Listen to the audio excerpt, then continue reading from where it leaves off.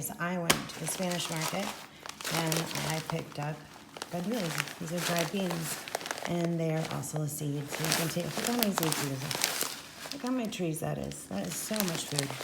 So with these, what you would do is you'd boil them just like you would do any kind of dried bean, and put them in your recipes as you wish. But they never turn out this green. You see the photo here? Those are fresh on the bag. So when you do cook them up like this, they're gonna stay kind of brownish gray. And although they are good, they aren't as pretty. So these are the ones that I picked in December, and I froze them. And an awesome thing, look how pretty and green they are. I did this in December, so this is the end of January. These are 2 months old.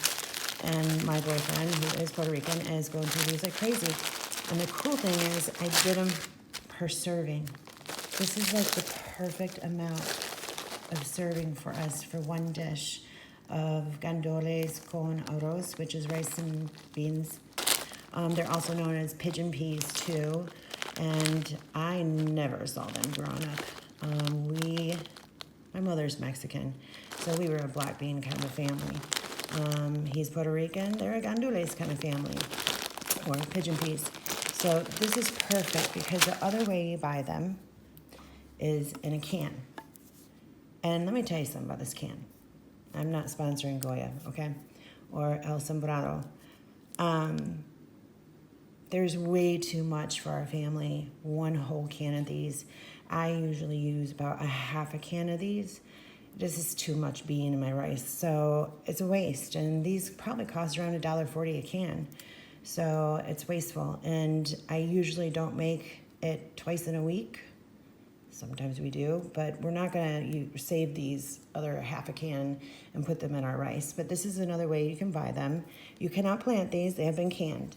So what I wanted to do is, because boiling them in the bag is kind of a pain in the butt, it takes a little bit longer. I boiled a ton of them and I canned them myself in a small container. So you can see how much smaller that is. It's a better portion size for our rice. This is the 4-ounce jar that I canned them with. Well, I did these a year ago. But the nice thing about this, you can can them, they're ready, you can do it all one time, and you have plenty on the shelf. You know, I do this every 6 months or so, but look at the color. So this is what we love. See the color? This is the same bean. But when you pick them fresh, this is what they look like. I actually made some chicken pot pie. I do not like peas. I want to add some color in there, so I added this much, 1 serving size for us. The nice thing is they lay flat in the freezer, just like this, so they don't take a lot of room. And I put those in my chicken pot pie, and they're firmer tasting. It's a bean, but they're soft like a pea, but the outer shell of them is firmer, and they don't pop open like a pea. They're not super soft. I'm not a big pea fan. But to add color in my chicken pot pie, I'm replacing all of my peas. Anything that asks for peas, I'm going to be using my fresh gandules for all my recipes now, for color and texture, and it's free for the rest of our lives. And I already got 20 more plants growing. So I thought that was very interesting. Now you can tell right here that, my shadow, this is my beans that I dried from my tree last year, and I only had 2 or 3 gandules plants in pots, so they didn't get big like these ones did. These just loved the sun, loved the heat, loved where they are, and grew like crazy. You can grow them in a pot, but you're not going to get the abundance of gandules like you see here. But the other thing is too, is when you're like planting food as landscaping, look at that flower. The bees love these things. The flower is so pretty. They're covered with flowers now, so I'm going to have a whole nother ton of them to pick and freeze. But these are a little bit greener. I found the ones I just picked right now, they're actually just about ready to start hardening now. So you can see the different sizes as they shrink. These are a little older. Those are a little older than that. And these are 100% dried beans. This is one of our dishes that we use it mostly for, and that's arroz con gandules. And it is so easy, and it is a big staple in Puerto Rico. And I'm telling you, these beans here, they have protein in them. I can even cook these and give them to my chickens, or I can pick them raw and give them to my chickens for protein, because chickens are all about protein. With no protein, no eggs. So this is another, I could plant another 20 of these along another, I have so much fencing, plant a whole bunch of these just to feed my chickens and give them protein. But right now it looks like he has hamburger in here. We put olives in it. Like I said, my mother's Mexican. We put olives in our Mexican rice. I do anyway. So now we've added this to his Puerto Rican rice and a little sazon. This is hamburger meat. You could put sausage in there. You can put turkey. We've done rotisserie chicken in our rice. You can put these, like I said, in your chicken pot pie. You can put them in your soups.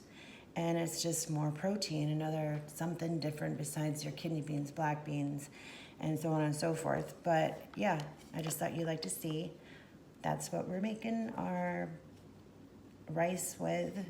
It's easy, it's simple. You can put any spices you want in it. I always put chili powder in there because, you know, a little Mexican in me. But I thought you guys would like to see this. And honestly, my man could eat this like 3 times a week or more. He loves it. And I'm just really, really proud that I'm growing this for him. He is spoiled to death now. He likes the fresh ones. I'm gonna have to wait for another round. I think I only got 4 more bags left, but I will always have an abundance of pigeon peas. But look at how cute those are. They're nice and plump and juicy. And just a great staple, you guys. You don't have to water these plants. You don't have to baby them. I didn't put special soil in them. My front yard is all sand. I did put some mulch on them. I always have mulch in my yard for gardening.